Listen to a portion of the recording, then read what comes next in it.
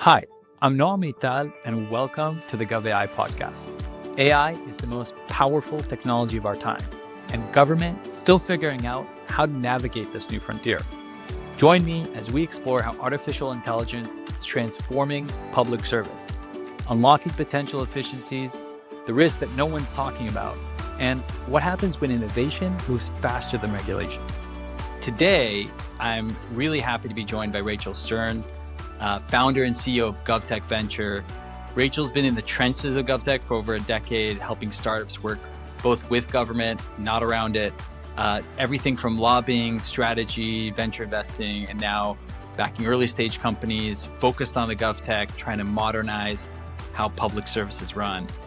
She's also served on some boards, on the board of SIFStart, one of the go-to people in this ecosystem when you're thinking about building a company and a startup in the GovTech space. So Rachel, thank you for being here. I'm really excited to have you for this conversation. Thanks for having me. I'm excited about this discussion.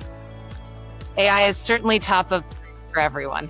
Absolutely. And that's going to be probably a topic we'll talk about a bit as it relates to your venture. But before we jump, several steps in, let's take a step back. I'm curious, as someone who's founded a company and a second company in the GovTech space, I know how hard it is. When I sold my last company, the first thing I said is, I'm never doing another company in GovTech.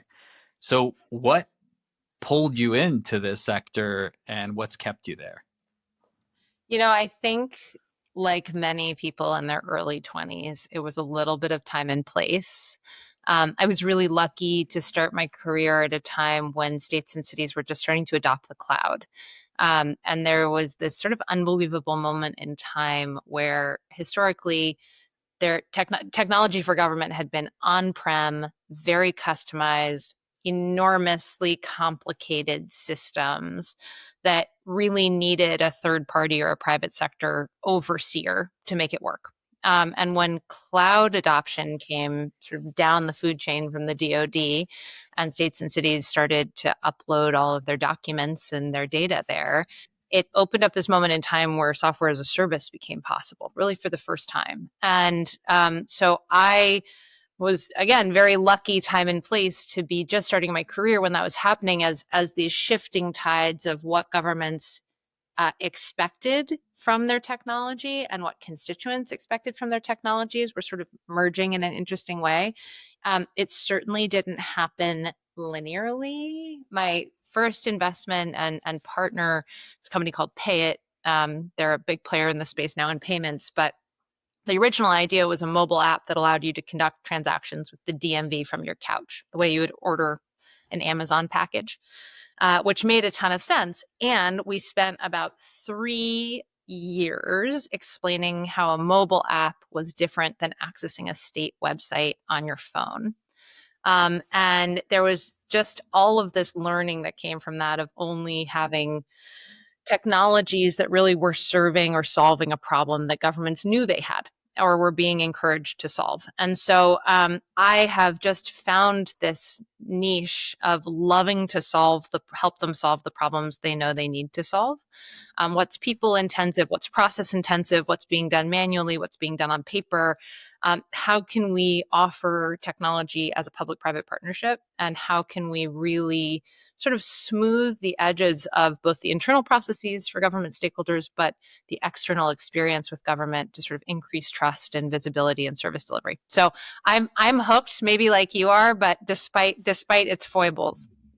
Well, you talk a bit about some of the changes that you've made and witnessed on the cloud adoption front.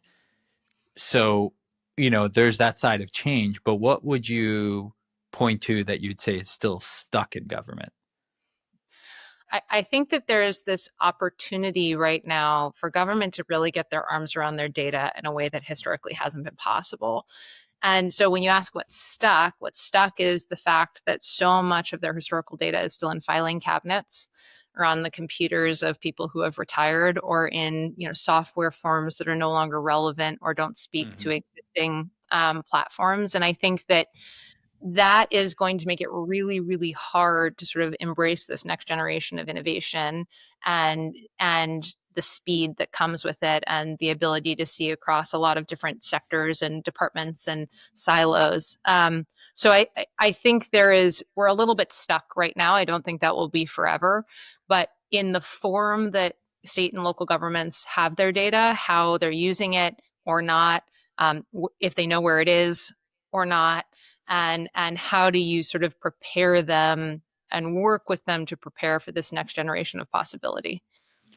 So, I've had on the podcast people that primarily from the public sector sides, whether it's mayor, or CIO, or other kind of leadership roles. And usually I've asked them kind of how do they see and what advice they give to the private sector that's interacting. But your perspective is really interesting. I think the GovTech investment side is not as wide as it is in the enterprise SaaS private sector world. What advice would you give founders that are starting now and looking at GovTech as kind of an opportunity to enter? There's a couple of things that I look for and I've just seen be really successful. One of which is a lot of this is still human to human sales.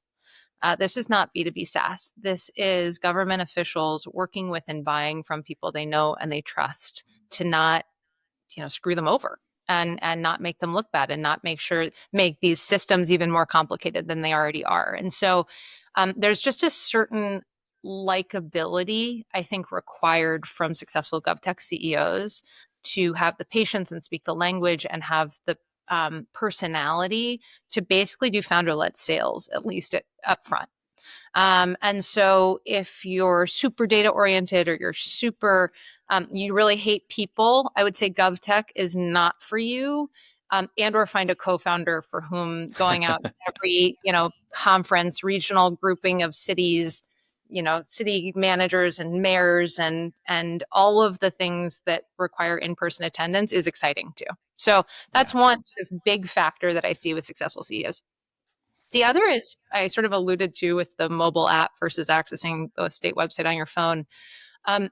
Governments have so much going on. There are so many pulls on their time. There are so few resources to really deliver at the quality and the speed that, of course, they want to deliver to. And I think that one of the risks is that we as constituents or as founders can really clearly identify problems that are happening in government, right? No one is fully happy with government services, regardless of party, regardless of what that is, but there's just always something kind of inconvenient about it. And I have seen a lot of founders identify the inconvenience and build a solution for it. But the reality is government may or may not want to solve for that. I concur, which is why I'm nodding my head. I mean, I think on that topic, what I see a lot is they find something that needs to be solved, and government is full of it. We all know that. But they're forgetting sometimes, and I say forgetting like I didn't experience this firsthand running straight into this mistake or this challenge, we'll call it, which is there's existing legacy system solutions that even if you have a solution that's better, in the private sector, it's a no-brainer. Better solutions, usually in the free market, will win. Yeah. In government, the entrenchment of legacy systems can mean that even if you have a system that's 30, 40% better, you will still have a hard time ripping out the existing incumbent, and it'll take you years. And that's something that I didn't appreciate the enormity of the challenge until we really started kind of digging in my last company in Waycare, coming into it now with Darwin and much more clear-eyed and open about that challenge. I think that that's absolutely right. And how much sort of proactivity is required in building those relationships so that when those contracts are up, they're thinking of you. And that's a tremendous resource allocation for a startup, right? To figure out which markets are most ripe, which ones are most unhappy, and then do nothing but try to sell into them over a period of time so that in 1, 3, 5 years, when the contract is up, you're the one they're writing the contract for. That's really hard. And in some ways, I've seen people get around that in a couple of ways. One, coming in below procurement levels, right? So they can pilot you or try you on while they also have this system of record. And then I'm seeing cities innovate a lot faster. The I the upside of cities is that I think that they are more innovative. They can make faster decisions. They're trying on a lot of different hats. The downside is I actually think things are a little bit less sticky. State Hmm. level systems, super sticky, super entrenched, much bigger contracts, much sort of longer contracts. Cities I'm seeing kind of flit through solutions. And I actually think that that's really good for the industry because the ones that are sticky are the ones that are actually providing value. But it can make it a little bit harder, at least from an investment perspective, to judge the success of a company based on the stickiness of their contracts, which has always sort of been what's appealing about GovTech.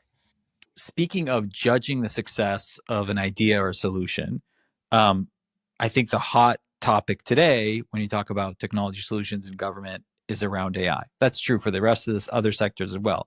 So, within that environment specifically, talking around Gen AI, where are you seeing that from your investor hat showing up in early stage startups focused on the GovTech right now? And what are the ones you're most excited about? Not specific companies, though I'm happy if you want to give them a shout out, happy to do that here too, but more, what are those kind of themes where you see AI really playing a critical role in having a market opportunity, and perhaps where there's potential areas that are more hyped rather than the promise that's currently being touted? Yeah. So I think on the founder and sort of operator side, AI is providing a really interesting sales challenge because on one hand, every city and state is looking sort of for AI solutions. They're hearing about it, they're afraid of being left behind.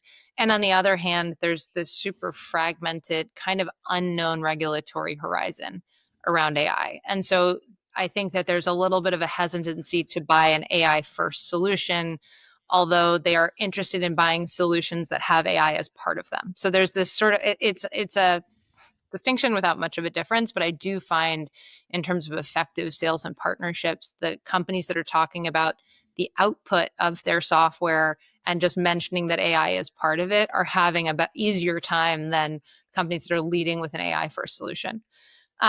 I would say the other challenge for builders and operators who are starting to sell AI solutions to government is who are you building for? Meaning, we talked about the fragmented landscape. Do you have to build your software to the highest level of potential regulation? Or can you sort of build a software that anyone can use? And then when things are regulated, you can adjust. I just had a conversation with one of the companies I advise right now, My Town AI. They're great. They're creating a digital twin for small towns, which is a customer segment that is very hard to access. But the founder is this mayor pro tem, and she has this unbelievable relationship network, and she has just unique access to a customer set and an understanding of the customer needs. And we had a conversation last week, and which was like, do you think that AI is going to be able to be FOIAble, Freedom of Information Act requestable? Are states or cities going to have to basically, explain and be able to audit everything that has been generated using AI, whether it's in a FOIA request or whether it's in a press release? And how do you build a company with that in mind? And should you build a company with that in mind? Because that's obviously a little bit more complex developmentally. So um, think those are conversations that are happening right now without really clear answers, although my instinct says that companies should be building to the sort of highest threshold of regulation, even though it's a little bit more complex, because there's a chance that there's less regulation in other places, but there's going to rarely be like more regulation. And you want to keep that customer set as a possibility. You mentioned a few things here. So I think the topic, when you brought up FOIA, so for our listeners that, I don't know, aren't in GovTech, Freedom of Information Act, government's unique, again, in the sense that everything you do, you can request as a citizen access to that information. And it's a really good point because everything they do right now is FOIA-able, or public records disclosure. And already we had a case in the UK where this has happened. They requested a FOIA for one of the documents that was created with ChatGPT, and the UK government gave it to them. So I think it's coming. What's interesting is it's also impacting decisions in the government. So, for example, take something really simple like note takers. I love note takers on meetings. It's great. I don't have to kind of jot down the notes anymore. AI does a really good job with it. In government, that is a hot topic, and you'll get two sides of the coin there. Some are for it, others will use FOIA as a reason why not to have it. So if you have note takers in the meeting, everything that happened in there is now transferable, right? And so everything you say across any meeting across your day that has note takers can now be FOIA'd or public record disclosure. So there's hesitancy to jump in. And it raises a whole new question when everything is going to be transcribed. And that, that kind of statement brings me to the question you're talking about some of the challenges around the regulation. You need to build a higher standard. As these companies are thinking about product market fit, how do they go about measuring that and really providing a testament to themselves whether they're seeing signals of that versus kind of one-off and customizing to that customer? And how do you see that, different than, if you will, the private sector? Yeah, I got into a discussion a few weeks ago with a founder who said to me, every GovTech company is an enterprise software company. And I sort of took issue with that because I think at its core, SaaS GovTech is about keeping your customers happy, like enterprise, like regular SaaS, but there is this ability to sort of plug and play at scale. Mm-hmm. But the more I thought about it, the truer that felt, which is that every government buyer, in my experience, needs a fair amount of handholding, which is great. And the customer experience is so much more important because governments talk. And unlike sort of B2B SaaS, where there's this desire to gatekeep innovation and gatekeep technologies that are effective, that is not the case in government. And mayors are Mm-hmm. talking, managers are talking, governors are talking. And so this desire to sort of be able to pull on levers to make your customers extra happy ends up being sort of make or break in GovTech. And so as companies explore product market fit, one of the first, what you were asking, like what do you look for in company? One of the first questions I ask on calls is how companies are thinking about their ideal customer profile, even if they only have 2 or 3 pilots going. And what I'm trying to get to with that is not just we think it's, small cities.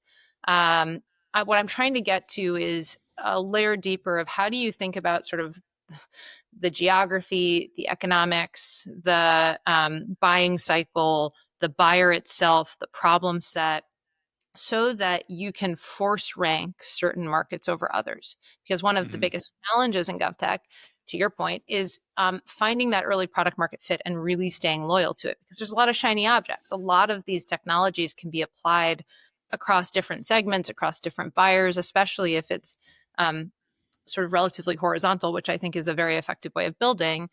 You're going to have a lot of people wanting to buy your software. And the more devoted you are to sort of your ideal customer segment, even early, understanding that that will be a little bit adaptable will save so much time and so many resources going after every shiny object. So I think that there is an exercise that I often do with the companies I work with, which is like, how do we think about 5 or 6 factors and who we think is going to be most inclined to buy you? Are they in trouble on something? Do they have lead pipes? Do they have an expanding city outside of the traditional boundaries, so they're having a hard time doing service delivery? Do they have changing demographics within the city that have different needs? Are they receiving funding for XYZ? So I think that the exercise for AI enabled startups and other startups selling into GovTech is the same, which is like, how do you really identify your customer early and force rank early conversations to get to a yes? So, I mean, that is definitely true, I think, at the early stage, and something that's a challenge. Obviously, governments love pilots. And so you end up, a lot of times you'll see startups that are in pilot mode, right, with 10, 15 different customers. And even when it goes well, one of the questions I often ask startups that I kind of work with or help is around, what is your approach to scaling? One of the hardest things I think in government is actually that moment of scaling, because you can find there's many problems in government. If you build a good solution, you're going to find buyers. If, to your point, you know how to sell and connect to people. But then you get to the challenge of, okay, you have 1, 2 million, $3 million in ARR. Now you need to be a Series B, Series C company going to 10, 20, $50 million. And that's a whole different ballgame from a budget procurement perspective. So what have you seen work there, and where have you seen some companies struggle? Yeah, I think it's a really good point because the strategy needs to become cleaner as they scale, meaning at the beginning, you do want to say yes to everything to a certain extent, but revenue and sustainability are the main goals. And they are always sort of the goals, but I think that there's this ability once you reach a certain scale to choose almost to like double down on your ICP in a new way. So, one company I worked with, they were growing significantly. They had relatively low average contract value, but they had tons of customers. They were very sector specific to their type of customer. They were selling a product that was very cheap as compared to their competitors, and they were getting thousands and thousands of logos. And when I was working with them through their Series A raise, they had a venture capital firm come in and say, you need to pick now. Is the goal to go after logos, or is the goal to increase contract value? Because those are different customers, those are different sales cycles. And ultimately, at the end of the day, they have different amounts of value. I think you can get to the same horizon, but you can't do both at once. You're picking a strategy early in that you're trying to find the customer that wants to buy you, but then there's the secondary exercise as you grow of really determining what kind of business you want to be. And that can be a very hard exercise because you want to continue to say yes to everyone, but the reality is the most valuable companies pick one. They're either going for growth and for scale, or they're going for value and contracts. Yeah, yeah. And so I want to shift gears a bit. We talked about obviously a lot of the startups now are in the generative AI space and trying to build in that realm. I think everyone is across the market. Um, and that raises a big question around risk, both cyber, policy. That again, in government, you spoke a bit about it as it relates to FOIA, but it's not just for public records disclosure. It's for everything from cyber to user behavior. Um, Puts immense amount of risk and exposure for government agencies, and for them, that is a paramount kind of starting point, right, for adoption. So I'm curious to get your take on how do you see the ecosystem right now as it relates to thinking about the policy landscape around AI, where it's progressing, and where are some of the gaps right now that you see risks, and what there's two sides to this coin. So one, how should cities be thinking about it? And then the other side is how should the companies that are selling to these entities attack that and kind of build the right products for that? Yeah, I read this great article. Actually, Ben Miller from GovTech Magazine wrote it last week, and he highlighted three things that I think are a really good sort of catch-all for how cities and states should be buying AI. And he outlined these like three factors. It was transparency, explainability, and auditability, and they all are sort of the same thing to a certain extent. But this idea that government more than ever needs to be clear on what tools it's using, when and for what and why.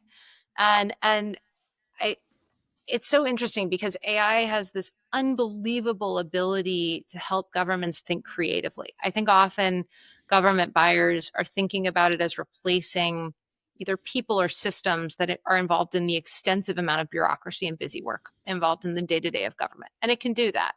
But really, AI's power is its ability to help us think differently and almost in conversation with what we're hoping to achieve. And so when I'm talking to government leaders who say, I want AI to replace FOIA, I say that's great, but are you also using it to ask you questions about sort of large plans for the city? How can we, plan more resilient urban environments? How can we deliver services in a novel way? Because in conversation, it really helps augment what we're already trying to achieve.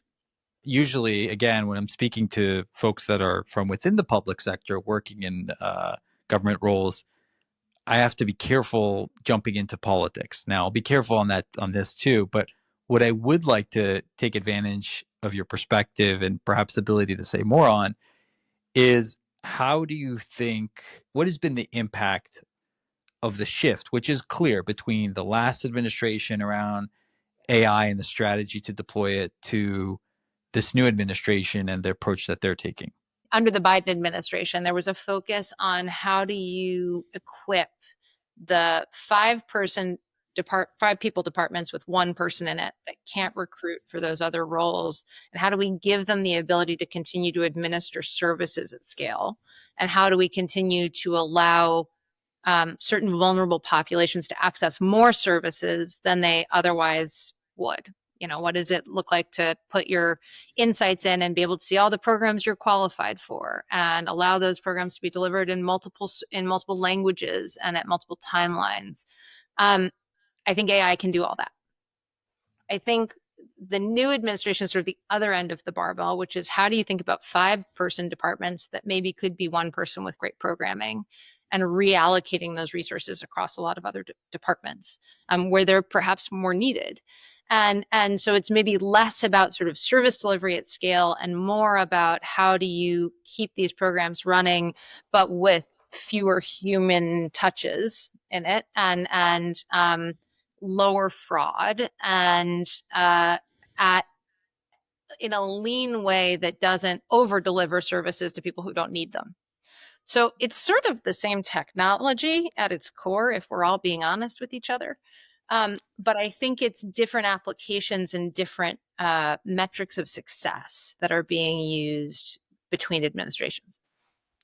I think I would agree with that kind of assessment at the core. I think what's also fascinating is we're seeing now, again, without wading into the politics, this kind of movement around Doge efficiency, go local at the kind of state level. And every state is kind of putting their own committee around that. And so it's fascinating to see how that started as kind of a federal push, now going local, and what will come from that in terms of some of the action items. But I want to step out from the present and to finish kind of looking into the future, because we are talking about how AI will transform the future, startups that are building what will be the next generation, hopefully, of digital services for the public sector. So what, if you look kind of 5-10 years from now, where do you imagine, AI transforming government? Where do you think it won't succeed? Paint to me a picture of how you see kind of 10 years from now AI's role in the public sector. I think there is an unbelievable opportunity for government to be proactive and predictive in a way that it is not enabled to do right now. And part of that is just the data sets, as we talked about earlier, being in filing cabinets. And part of that is a need to be so focused on day-to-day service delivery that there's no time or resources to really be thinking on the horizon. But I think, especially to your point about sort of government moving more local and services moving more local or on state and local level, I think there will be a pressure for states and cities to be preemptive in how they think about government. Federal government is doing that to a certain extent. There's SBIR and STTR programs. DoD is great about saying, like, how do we stay globally competitive and resilient and protected? And that sort of hasn't trickled down into state and local markets yet. And I think it needs to. And I think we're starting to see a little bit of that pressure testing happen with things like FEMA being disbanded and emergency management and preparedness being pushed down to a state and local level. And I think there will need to be a buying cycle or buying cycles over the next 5 years that allow government to basically play with possibilities and make better decisions now to prevent those possibilities in a way that they're not really doing now. And we're seeing it with the large, amount of natural disasters and cybersecurity risks and schools being hacked. And so, like, how can you use AI to play out all of these scenarios and backwards plan into cities and states that are protected and secure and good to their constituents and delivering services in a way that people can access and appreciate? Well, Rachel, I want to thank you. If it wasn't clear, if you're a startup that's building in the GovTech space, why you should go to GovTech kind of get an expert in GovTech. I'll say from firsthand experience, very few investors actually understand the public sector from within. Can't tell you how important it is. So your perspective from that investment side is unique. I think will be very helpful to some of the listeners here that are thinking to themselves of taking this immense challenge of stepping into the GovTech space. So water's warm. Come on in. Yeah, great having you, and thank you so much. That's it for this episode of the GovAI Podcast. AI is reshaping governance in real time, and as we've seen, the path forward is filled with both promise and complexity. But conversations like this, open, challenging, forward-thinking, are how we shape a smarter, more responsible future. The GovAI Podcast is produced by Poldu. Our editor is Noam Maital, with production assistance from Shani Roth and Shakel Dror. We'll be back in 2 weeks to tackle more challenges and explore creative solutions at the intersection of AI and the public sector. Until then, stay curious, stay critical, and never forget that even the sharpest tools mean nothing without the hand that wields them.